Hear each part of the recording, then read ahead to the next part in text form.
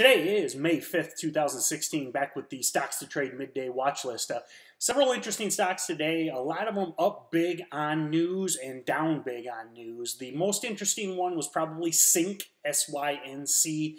They had, some sort of contract win. There's a lot of kind of dispute as to the valuation of that contract. You need to do your due diligence there, but this thing jumped over 100% in pre or post market last night.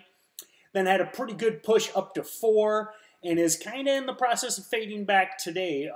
There's a lot of talk that they're desperate for cash and may use this as an opportunity to raise. But do your due diligence, go through your SEC filings and Stocks to Trade and make your own determination. But definitely an interesting play. If it, it's kind of fighting to pick a trend right now, but if it breaks down below 3, it could be a real solid short. And if it, if it holds, there's a good chance this thing could continue a trend into the close to the upside. So couple earnings losers. EBIO was down pretty big.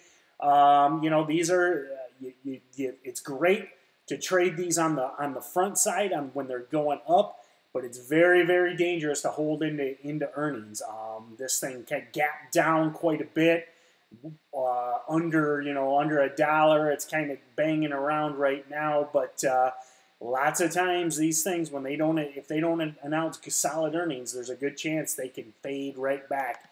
PTX was very similar.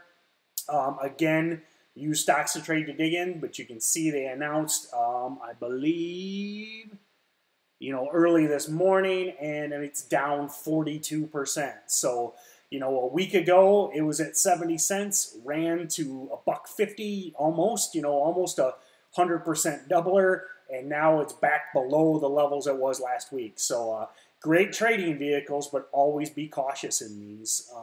The couple oil and gas with earnings as well.